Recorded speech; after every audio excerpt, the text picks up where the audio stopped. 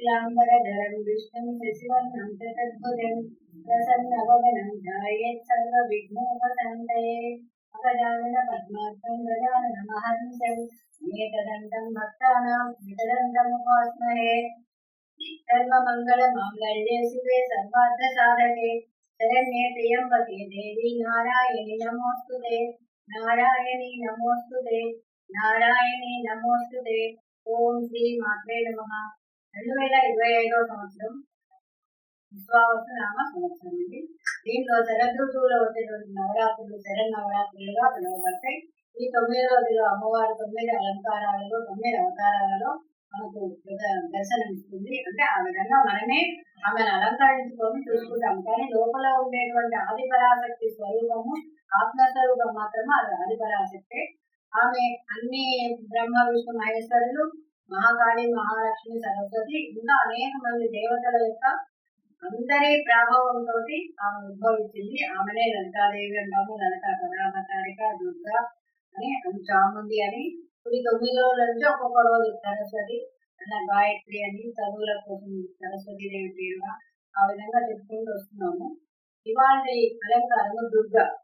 దుర్గా అంటే దుర్గమములను పోగొట్టేది. అంటే దుర్గమములు అంటే కష్టాలు అంటే చెడు ప్రభావాలు, వాటిని పోగొట్టే అమ్మవారే దుర్గాదేవి.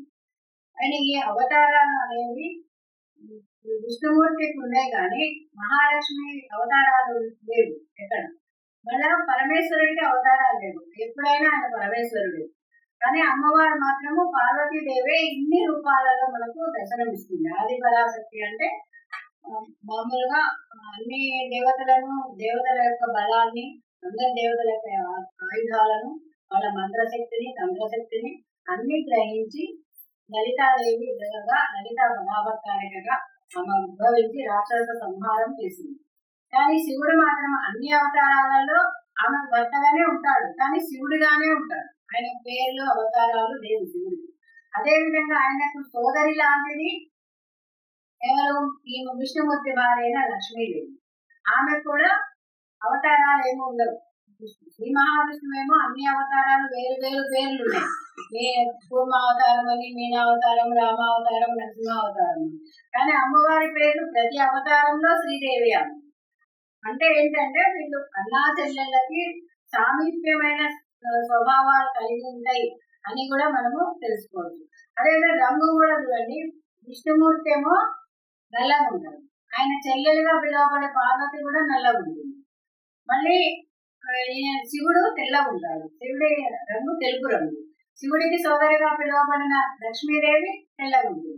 అంటే రంగు కూడా ఉంటుంది. అయితే ఒకసారట ఆయన అంటే ఈ రోజు కదా, ఈ రోజు అవతారము దుర్గాదేవి అవతారంగా కైలాసంలో పార్వతీ పరమేశ్వరులు ఉన్నప్పుడు ఒకసారి చమత్కారంగా ఆయన అన్నాడట, ఈమెకు కాళి అనే పేరు కూడా ఉంది అమ్మవారికి. కాళి, కాలం అంటే నలుగు, రాత్రిని సూచించేది కాళి. అయితే ఓ నల్లపిల్ల అన్నట. అంటే నువ్వు నల్లగా ఉన్నావు అని, అంటే సరదాగా ఉన్నాడు అని. కానీ శివుడికి సరదా అనేది ఉండదు. అలాంటి వాళ్ళు ఏ మాటలు మాట్లాడినా అది లోక కళ్యాణం కోసం, లోకోద్ధర కోసం, సాధువులను, మునులను, ఇలాంటి వాళ్ళందరినీ రక్షించడం కోసమే ఒక చమత్కారమైన లేకపోతే కథ అయినా ఉద్భవించింది.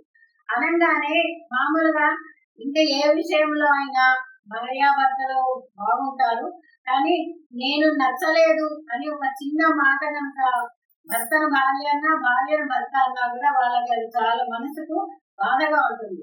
పరమేశ్వరి అయినా ఆమె పరమాత్మ, జగదాంబిక, శ్రీదేవి అన్ని పేర్లతో ఉన్న ఆమె కూడా ఒక్క నిమిషం బాధపడిందట.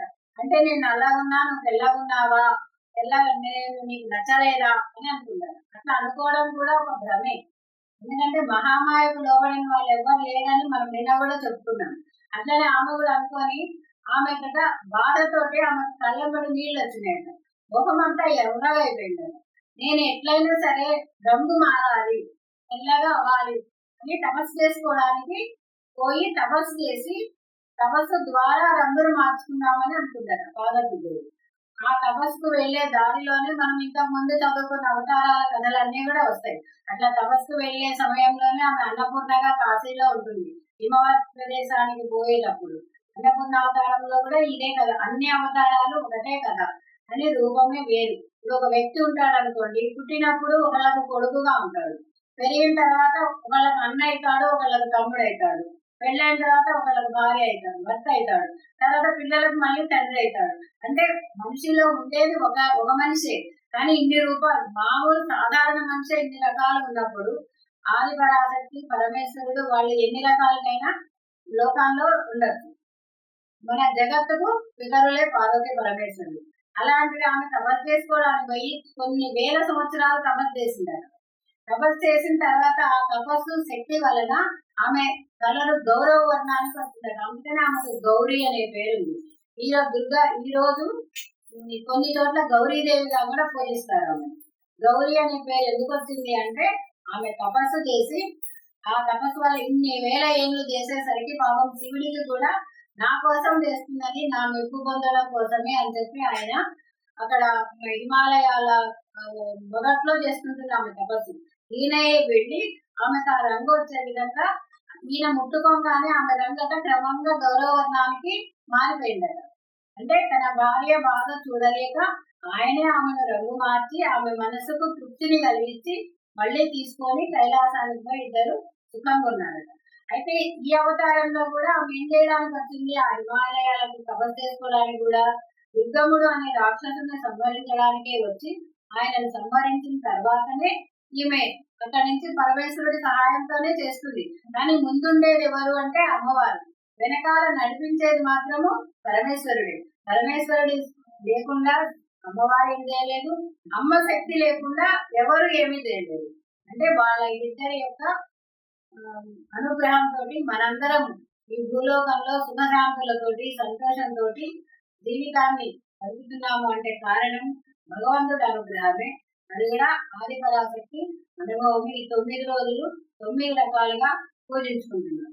అయితే నిన్న మనం భాగవతం పారాయణంలో చదువుకునే అంశంలో ఒక ముని దగ్గరికి ఒక వైశ్యుడు ఒక రాజు వాళ్ళ కష్టాలు భరించలేక ఇంట్లో భార్యల వల్ల ఇబ్బందులు పడి వచ్చారు. రాజేమో శత్రు సైనికుల దాడి వలన రాజ్యం పోగొట్టుకొని వీళ్ళు భార్య బిడ్డలను అక్కడ వదిలేసి వచ్చాడు. కానీ ఇక్కడికి వచ్చిన ఆయన పాఠాలను తెంచుకోలేక వాళ్ళ గురించి ఆలోచిస్తుంటే ఆ ముని ఆశ్రమంలో ఉంటే ఆ ముని చెప్పాడు, నువ్వు ఆ దిగులు పడుతూ కూర్చుంటే ఏమీ కాదు, నువ్వు మళ్ళీ ధైర్యం తెచ్చుకొని యుద్ధం చేసి గెలిచి నువ్వు వాళ్ళని సంతృప్తి పడదు అని ఆయనకు ఈ వైశ్యుడికి కూడా అదే చెప్తాడు. నువ్వు భార్యా బిడ్డలు ఎల్లగొట్టాలని అనుకున్నావు, అట్లాంటప్పుడు వాళ్ళ మీద నీకు ప్రేమ పాఠము ఎందుకు అని చెప్తే నాకు నేను మర్చిపోవడము నాకు సాధ్యం కావట్లేదు అంటే త్రిమూర్తులే మహామాయకు లోబడ్డారు కాబట్టి మనం ఎంత నువ్వు ఈ నవరాత్రి వ్రతాన్ని మీరిద్దరూ ఆచరించి ఈ నవరాత్రి వ్రతం 9 రోజులు చేసినట్లయితే మీ రాజేమో రాజ్యాన్ని గెలుపొందుతాడు, నువ్వేమో భార్యా బిడ్డలతో మళ్ళీ సుఖంగా ఉంటావు అని ఋషి చెప్పిన తర్వాత ఆ వైశ్యుడును ఆ శిరధుడు అనే రాజు ఇద్దరు ఆ శ్రీదేవిని ఏ విధంగా పూజించాలి అని చెప్పి ఈ మునిని అడిగారు ఆశ్రమంలో. అడిగితే అప్పుడు ఆయన పూజించే విధానాన్ని ఏమని చెప్తున్నాడంటే శ్రీదేవి పూజ సర్వ శుభమంగళకరం, ధర్మార్థ కామ మోక్షాలను కలిగిస్తుంది. మనకు ధర్మము అర్థము కామము మోక్షము ఈ 4 మనకు అవసరమైనవి. అవి లభింపజేసేది ఎవరు అంటే ఆది పరాశక్తి అయిన అమ్మవారే. ఆమెను పూజించడానికి ముందు మన మనసు పవిత్రంగా ఉండాలి. అట్లనే పూజా ప్రదేశం కూడా పవిత్రంగా శుచిగా శుభ్రంగా ఉండాలి. అందుకని దాని ముందు ఆవు పేడతో కలపమన్నాడు. నిన్ననే మనం ఇది చెప్పుకున్నాం. ఆవు పేడ అంటే ఇప్పుడు మనం వెళ్ళి తీసుకురాలేము కాబట్టి పసుపు గంగాజలంతో అక్కడ స్థలాన్ని శుభ్రం చేసుకొని దానికి ఒక పీఠం పెట్టి పీఠం మీద బియ్యం పోసి పంచపల్లవాలు అంటారు, అంటే మామిడి మర్రి అలాంటి చెట్లను ఆ మామిడి ఆకులు అవి తెచ్చి కట్టుకొని పీఠాన్ని ఏర్పాటు చేసుకొని, అయితే ప్రతి దానికి ఒక నియమము అనేది ఉండాలి. పెద్ద ఉండాలి, నియమం కూడా ఉండాలి. నియమం లేకుండా ఏ పని చేయకూడదు. మొదటి రోజు ఆవేశంతో నేనేం తినకుండా ఉండి చేస్తాను అని 2వ రోజు పొద్దున్నే ఆకలి వేస్తుంది అని అనకూడదు. కాబట్టి మన శక్తి సామర్థ్యము, మన ఆరోగ్యము, మన వయస్సును కూడా అన్నిటను దృష్టిలో పెట్టుకొని 9 రోజులు ఒకే విధంగా పూజ చేయాలి. 4 రోజులు చేసి నేను అలసిపోయినా అనే స్వభావంతో ఏ పూజలు మొదలు పెట్టకూడదు. ఎందుకంటే అట్లా పెడితే ఎవరి మనసుకు వాళ్ళకే అది చాలా ఈజీగా అనిపిస్తుంది. అంటే నేను చేయలేకపోయినా అంత ఆర్భాటంగా మొదలు పెట్టేది. అందుకని మనం ఏం చెయ్యాలి, మనం ఎంతవరకు మన శరీరం సహకరిస్తుంది, మన మనసు నిలకడగా ఉంచుకోగలమా లేదా. ఎవరైనా వస్తే ఏదైనా అడిగితే మనకి ఇష్టం ఉంటే చేయొద్దు, లేకపోతే లేదు. కానీ అరవడము, గొడగడము, తిట్టుకోవడాలు ఇలాంటివి ఏమి కనీసం ఈ 9 రోజులు నియమం నిష్ట అనేది అదే అన్నమాట. నియమము అంటే ప్రతిరోజు క్రమబద్ధంగా చేసే పనిని నియమం అంటారు. కొంతమంది ఏంటి మామూలుగా 3 రకాలుగా చేసుకుంటారు. కొంతమంది ఉపవాసము అంటారు. అంటే పొద్దుగూకులు రోజంతా భగవంతుడి దగ్గరే ఉండడం. ఉపవాసం అంటే కూడి ఉండడము అని. అట్లా కూడి ఉండాలి అంటే తినడము అనే పని ఉందనుకోండి, అది తయారు చేసుకునే పని కూడా ఉంటుంది. అంటే మనకు దానికి కాలం కొంత వృధా అవుతుంది అనమాట. అట్లా నేను ఉండాలి అనుకుంటా, కానీ నా ఆరోగ్యం సహకరించాలి కదా. అందుకని వాళ్ళు పురాణాలలో ఏం చెప్పారంటే ఎవరి శారీరక పరిస్థితిని బట్టి వాళ్ళు ఇలాంటివి చెయ్యాలి. పూర్తి ఉపవాసం ఉండి 3 పూటల పూజ చేసి 3 పూట సంధ్యావందనాలు అవన్నీ చేసుకొని రాత్రికి పండ్లు ఫలాలు తిని మాత్రమే ఉండేది ఉపవాస దీక్ష. అట్లా కాకుండా నష్టం ఉంటారు కొంతమంది. అంటే ఉదయము మధ్యాహ్నము సాయంత్రం పూజ చేస్తారు. మధ్యాహ్నం నేను తినలేదు కదా అని మహానైవేద్యం పెట్టకుండా ఉండకూడదు. మనం పూజ చేసి మనం తినకపోవచ్చు, కానీ వచ్చిన అతిథులకు అభ్యాగతులకు ముందు అమ్మవారికి నివేదన చేసి అది అందరికీ పంచాలి. కాబట్టి మహానివేదనాన్ని పెట్టాలి మధ్యాహ్నం. అది మహానివేదన మనం తిన్న తర్వాత పెట్టకూడదు మళ్ళీ. అందుకని మధ్యాహ్నం మహానివేదన చేసి రాత్రికి పూజ చేసుకొని పాలు పండ్లు లేకుంటే ఏదైనా ఉపాహారం తిని ఉండేది రెండోది నష్టం. రాత్రికి భోజనం చేసేది నష్టం. పండ్లు తినేది ఉండేది ఉపవాసము, రాత్రికి భోజనం చేసి ఉండేది నష్టము. అట్లా కాకుండా ఏకభుక్తము అంటారు. అంటే మధ్యాహ్నం మహానివేదన చేసి అప్పుడే మనం భోజనం చేసి, మనం భోజనం చేసిన తర్వాత ఇంకా మహానివేదన చేయకూడదు రాత్రి పూట. నష్టం ఉండేవాడు రాత్రి మహానివేదన చేసి భోజనం చేస్తారు.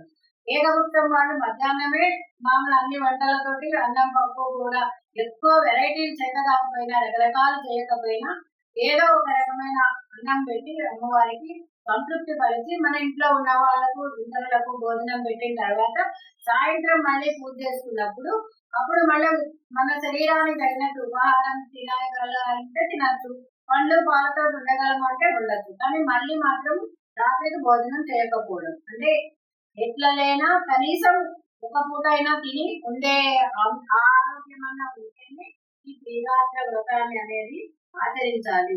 అన్ని రోజులు నియమం ప్రకారము ఒకే సమయంలో ఒకేలాగా చేయాలి. ఒకరోజు ఇవాళ నేను సహస్రనామం చేస్తా, రేపు నాకు గంట కాదు, టైం లేదు, అష్టోత్తరం చేస్తా అట్లా అనుకుంటే వాళ్ళకి రోజు అష్టోత్తరం మాత్రమే చదువుకోవచ్చు. ఇంతే చెయ్యాలి, లక్షలు చేస్తేనే సహస్రం చేస్తేనే పుణ్యం అని కాదు. దాంట్లో మన భక్తి, మన మనసు, మన శ్రద్ధ, మన నియమం, మన క్రమశిక్షణ ఇవన్నీ అంటే ఒక విధంగా మనకు ఈ పూజలు ఆచారాలన్నీ ఏం నేర్పుతున్నాయి అంటే తిండిలో మితాహారం తినాలి. అందుకే ఎక్కువ తింటే అరగదు కదా, మళ్ళీ తింటే నిద్ర వచ్చేస్తుంది, ఆ మధ్యతనం పెరిగిపోతుంది. అందుకని ఏకభుక్తము మంచిదే, నష్టము మంచిదే, లేకుంటే ఉపవాసం వాళ్ళ శక్తి తగినట్టుగా చేసుకుంటూ ఈ 9 రోజులు చేసి 9వ రోజు రాత్రికి నవరాత్రి రోజు ఒక చోట సిద్ధిరాత్రి అంటారు, ఒక చోట మామూలు రాజరాజేశ్వరి విజయదశమి రోజు. రేపటి వరకు మనకు నవరాత్రుల అవతారాలే ఉంటాయి. రేపు మహిషాసుర మర్దని కొన్ని చోట్ల, సిద్ధిదాత్రి అని కొన్ని చోట్ల చేస్తారు అలంకారాలు. ఆ అలంకారాల గురించి రేపు క్లుప్తంగా తెలుసుకుందాము. ఈ విధంగా మీరు చేసి ఎంత మనం పూజ జపము చేస్తామో దానికి తగినట్టు 10వ వంతు హోమం చేయాలట. హోమంలో 10వ వంతు తర్పణము, తర్పణంలో 10వ వంతు భోజనం అన్నదానము చేస్తే మంచిది అని. ఆ పైన శ్రీదేవి భాగవతంలోని 5వ స్కంధంలోని శ్రీదేవి దివ్యగాథలు అంటే ఇప్పుడు ఈ 9 రోజుల నుంచి మనం చదువుకునేది దేవి భాగవతంలోని 5వ స్కంధమే పారాయణం చేసుకుంటున్నాం. దీంట్లో రోజు ఇందులో కథలే మనం వింటున్నాం. ఒకవేళ రోజు ఇది పారాయణం చేయలేదు అనుకున్న వాళ్ళు కూడా ఏవైనా 2 కథలు రోజు విని కనీసం ఒకటైనా చదివి ఆ విధంగా చేసినట్లయితే పుణ్యము, సకల అభిష్టాలు అంటే మనం కోరుకున్న అన్ని కోరికలు కూడా తీరుతాయి. అయితే దీనికి నియమ, నిష్ఠ, శుచి, శుభ్రం అనేది చాలా ముఖ్యము అని చెప్తున్నాను. ఆ విధంగా నవరాత్రి వ్రతాన్ని చేసినట్లయితే దీన్ని ఆశ్వీజ మాసం శుక్లపక్షంలో 8వ రోజు మొదలుపెట్టి పెట్టేట మంగళకరము, శుభకరము. పంచదార, నెయ్యి, తేనె వీటితోటి పాయసాన్ని చేసి అమ్మవారికి అర్పించి తర్వాత హోమం చేసుకోవాలి. ధనం లేని వారు ధనవంతులుగాను, రోగాలున్న వారు వాటిని పోగొట్టుకుంటారు. శత్రువులను నశింప చేసుకునే శక్తివంతుడు అవుతాడు. అంటే రాజులకు శత్రువులు ఉంటారు, వాళ్ళు నశించి వాళ్ళ రాజ్యం వాళ్ళకి మళ్ళీ వస్తుంది. దాన్ని ఎలా అలంకరించుకోవాలంటే మామిడి తోరణాలతో మండపం అలంకరించుకొని, పూలతో అలంకరించిన కలశాన్ని స్థాపించుకొని, ధూప దీప నైవేద్యాలతో ఆ తల్లిని సేవించాలి. ఆ విధంగా 9 రోజులు చేయలేని వారు కనీసం 3 రోజులు చేయాలి. దీన్ని త్రిరాత్ర వ్రతము అంటారు. అష్టమి నవమి తిథులలో కనీసం 2 రోజులైనా, దుర్గాష్టమి మహర్నవమి అని. 3 రోజులంటేనేమో మూలా నక్షత్రం నుంచి సరస్వతి, దుర్గా, మహిషాసుర మర్దని ఆ మూడైనా చేయాలి. దాన్ని త్రిరాత్ర వ్రతం అంటారు. అది చేయలేని వాళ్ళు అష్టమి నవమి 2 తిథుల్లో అయినా చేసినా పుణ్యమే. దశమి తోటి వ్రతాన్ని పూర్తి చేయాలి. అంటే దశమి రోజు వరకు ఈ అమ్మవారిని ఆరాధించి ఆ రోజే మనం పూజ చేసుకొని దాన్ని అమ్మవారిని ప్రతిష్ఠించుకుంటాం కాబట్టి దాన్ని ఉద్వాసన అనేది చెప్పి ముగించి ఆ రోజు మిగిలిన వాళ్ళందరికీ అన్నదానాలు అవన్నీ చేసుకున్నట్లయితే వాళ్లకు శుభం జరుగుతుంది. కాబట్టి ఓ వైశ్యుడా, నీవు దేవి నవరాత్ర వ్రతాన్ని ఆచరించు, నీకు సకలము శుభకరం అవుతుంది. ఆ తల్లిని బిల్వదళాలతో, చంపక కమల హిమాలతో పూజించు. సురధుడు తమాకు ఇరువురు మునికి నమస్కరించి వీళ్ళిద్దరూ ఈ నవరాత్ర వ్రతం చేస్తాము మేము అని చెప్పి వాళ్ళిద్దరికి ముని చెప్పిన విధంగా మొదలుపెట్టి చేస్తారు. మా పూర్వజన్మ పుణ్యం వలన నీ నుంచి మేము ఈ నవరాత్రి పూజా విధానాన్ని తెలుసుకున్నాము. మా జన్మ ధన్యమైంది. మీరు మాకు నవాక్షర మంత్రాలు ఉపదేశించండి. అంటే మనం జపం చేసుకోవాలంటే ఏదో ఒక మంత్రం ఉండాలి. ఇప్పుడు సాధారణంగా అమ్మవారిని పూజించుకున్నాం అనుకో, లలితా పరమేశ్వరి అయిన మహా, లేకపోతే దుర్గా అయిన మహా అని మామూలు చదువుకుంటారు. కానీ గురువు దగ్గర ఉపదేశం పొందే వాళ్ళు మాత్రము ఆయన ఏ మంత్రం చెప్తే ఆ మంత్రాన్ని ఉపదేశించుకోవాలి. ఈయన ఏమడుగుతున్నారంటే ఈ నవరాత్ర మంత్రాన్ని మాకు ఉపదేశించండి, ఆ భగవతిని మేము ప్రార్థిస్తాము. నవాక్షరం అంటే 9 అక్షరాలు, షోడశం అంటే 16 అక్షరాల మంత్రం. అట్లా కొన్ని అక్షరాలతో, కొన్ని బీజాక్షరాలతో మంత్రాలు ఉపదేశించే గురువుల దగ్గర ఉంటాయి. అవి వీళ్ళు నేర్చుకొని ఆ దేవి నవాక్షర మంత్రాన్ని నియమ నిష్ఠలతో పఠించి ఆ తల్లి యొక్క దీవెనలను మేము పొందుతామయ్యా అని చెప్పి ఆ సురధుడు అనే రాజు, ఆ ఆయన వైశ్యుడు ఇద్దరు చెప్పి వెళ్ళిపోయినారు. సుమేధుడు వారికి శ్రీదేవి నవాక్షర మంత్రమును ఉపదేశించాడు. ఆ పైన వారిరువురు నదీ తీరంలో చేరి ఏకాగ్రతగా భగవతిని ధ్యానించారు. శాంత చిత్తంతో వాళ్ళు 1 సంవత్సరం పాటు ధ్యానం చేశారట. చేస్తే అప్పుడు తిండి కూడా ఏమీ తినకుండా కేవలం ఆకులను మాత్రమే తింటూ అమ్మవారిని పూజిస్తూ ఉన్నారు. వాళ్ళలో ఒకరోజు రక్తాంబరములను, మహా ఆభరణాలను ధరించిన జగదాంబిక కనిపించింది. ఇక్కడ ఎదురుగా కాదు, కలలో కనిపించిందట. అంటే 1 సంవత్సరం పాటు ఆయన కష్టపడి అమ్మవారిని ధ్యానించి పూజించి ఆకులు మాత్రమే తిని ధ్యానం చేస్తే, తపస్సు చేస్తే అప్పుడు ఆమె ప్రత్యక్షంగా కనబడలేదు, కలలో కనబడి దానికే వాళ్ళు ఎంతో పరమానందం పొందారు. తర్వాత మళ్ళీ మొదలు పెట్టారు. వాళ్ళ కోరిక ఏంటి? అమ్మవారి ఎదురుగా ప్రత్యక్షం అవ్వాలి అని. దాంతో 3వ సంవత్సరం కూడా తపస్సు ముగిసింది. అయినా కూడా ఆమె అమ్మవారు వీళ్ళకు ప్రత్యక్షం కాలేదట. అందుకని ఇంకా ఈ జన్మ మాకు వేస్ట్, వృధా, ఈ దేహత్యాగం చేసేస్తాము అని అనుకొని వాళ్ళు అగ్నిగుండాన్ని నిర్మించుకున్నారు. శ్రీదేవిని స్మరిస్తూ వారి శరీరం నుంచి మాంసమును పోసి మహా అగ్ని జ్వాలలతో ఉన్న అగ్నిగుండంలోకి వేశారట. చుట్టూ ప్రకృతి అంతా భీకరంగా వణికిపోయింది. అంటే వీళ్ళు చేసే ఆ రుద్ర హోమానికి అందరూ భయపడిపోయినారు. ఆ తల్లి జగదంబిక మహా బ్రహ్మాండమైన తేజస్సు మధ్య మహా తేజస్సుతో వెలిగిపోతూ ప్రత్యక్షమైంది. అంటే కష్టపడితే సాధించలేనిది ఏది లేదు. అమ్మవారిని ప్రత్యక్షంగా చూడాలి అనే కోరికతోటి వాళ్ళను వాళ్ళు ఆహుతి చేసుకోనైనా సరే అమ్మవారి దర్శనాన్ని పొందాలని కోరుకున్నారు. ఆమె ప్రత్యక్షమై వాళ్ళ ఇద్దరిని ఆశీర్వదించి రాజు చెప్పిందట, ఓ రాజా, నీ రాజ్యానికి నీవు తిరిగి వెళ్ళు.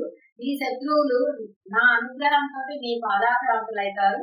రాజీ చేసుకోవడం కాదు, నీ పాదాల వద్దకే వాళ్ళు వస్తారు. నువ్వు 10,000 సంవత్సరాలు నీ రాజ్యాన్ని పరిపాలిస్తావు అని చెప్పిందట. ఆ పైన సావర్ణుడిగా నువ్వు జన్మిస్తావు. అంటే సావర్ణుడు అనే ఆయన కూడా ఒక మనువు అన్నమాట. మనువులు ప్రతి యుగంలో మారుతూ ఉంటారు. సావర్ణి అనే ఒక మను ఉన్నాడు. ఈ రాజే తర్వాత జన్మలో సావర్ణిగా పుట్టాడట. వైశ్యుడు ఆ తల్లిని ప్రార్థించి చెప్పాడు, ఆ అమ్మవారిని చెప్పాడు, ఈ ఈయనేమో సరే అని పోయినాడు రాదు. అంటే మనిషికి ఎంత తేడా ఉంటుందో ఆలోచనలో చూడండి. ఈ వైశ్యుడికి మాత్రము ఆ అమ్మవారిని చూసి ఆమెతోటి పూజించిన తర్వాత ఈయనకు భార్యా పిల్లల మీద గాని, ధనం మీద గాని, తన ఊరి మీద గాని ఆసక్తి పోయింది. అంటే ఆయనకు జన్మ మళ్ళీ జన్మ ఉండకుండా పరిపక్వత వచ్చింది. ఈయన వైశ్యుడే కావచ్చు, ఆయన మహారాజై ఉండొచ్చు, కానీ ఏ స్థాయిలో ఉన్నా కూడా మనకు మానసిక పరిపక్వత అనేది ఎప్పుడు వస్తుంది అంటే మనకు జనన మరణాల నుండి ఈ జీవన చక్రం నుంచి మోక్షాన్ని పొందేటప్పుడు అప్పుడు మాత్రమే వస్తుంది. అందుకని నేను చెప్పాక తల్లి నాకు ధనం గురించి గాని, సంసారం గురించి గాని వ్యామోహం లేదు. నిన్ను చూడంగానే అవన్నీ నాకు పోయినాయి. నాకు బ్రహ్మజ్ఞానాన్ని ప్రసాదించు. కాబట్టి నాకు ఈ భార్యా పిల్లలతో కానీ, ఈ జీవితంతో కానీ, లేదంటే మళ్ళీ జన్మ కావాలనే కోరిక కూడా నాకు లేదు అంటే ఆ అమ్మవారు ఆయనను ఆశీర్వదించి నువ్వు కోరుకున్నట్లు నీవు జీవన్ముక్తులు అవుతావు అని చెప్తున్నారు. జనమేజయ ఆ విధంగా సురతుడు తన రాజ్యాన్ని చేరుకున్నాడు. శత్రువులను ఎరేసి రాజ్యాన్ని 1000 సంవత్సరాలు పరిపాలించాడు. తర్వాత వైశ్యుడేమో ఆయన చెప్పాడుగా ముందే, నాకు భార్య పిల్లలు ఊరు ధనము ఏమి ఆశ లేదని. అందుకని ఆయన వైశ్యుడు పుణ్యతీర్థాలను సేవిస్తూ దర్శిస్తూ ప్రతి గ్రామంలో ప్రతి చోట ఉన్న అమ్మవారి ఆలయాలన్నీ కూడా చూసుకుంటూ అన్నింటిగా తిరుగుతూ ఉన్నాడు. ధర్మార్థ కామ మోక్షాలనిచ్చే శ్రీదేవి దివ్య సంహితము చెప్పారు. ఈ దేవి చరిత్ర విన్నవారు సకల సంసార సుఖాలను అనుభవిస్తారు అని జనమేజయులకు వ్యాసుల వారు చెప్పారు. వ్యాసుల వారు చెప్పిన విధంగానే నేను ఈ దేవి పురాణాన్ని మీకు చెప్పాను అని సూతుడు శౌనకాది మహర్షులతో చెప్పారు. ఇంతవరకు ఈ పంచమ స్కందం పారాయణము అయిపోయింది. ఈ రోజు దుర్గాష్టమి పూజ కూడా అయిపోయింది అమ్మవారిని. రేపు 9వ రోజు మహిషాసుర మర్దని అవతారము. దానిలో మనం మొదటి స్కందంలోని మొదటి అధ్యాయంలో ఉన్న కథలను రేపు చదువుకుంటే మంచిదట. రేపటి అవతార విశేషాలను తెలుసుకొని ఆ మొదటి స్కందంలోని 2 అధ్యాయాలను చదువుకొని ఈ పారాయణాన్ని రేపటితోటి ముగించేస్తున్నాము. రేపు అయిపోతుంది. స్వస్తి స్వస్తి ప్రజాభ్య పరిపాలయంతాం న్యాయేన మార్గేణ మహిళ ఓ బ్రాహ్మణేభ్య శుభమస్తు నిత్యం లోకా సమస్తాః సుఖినో భవంతు.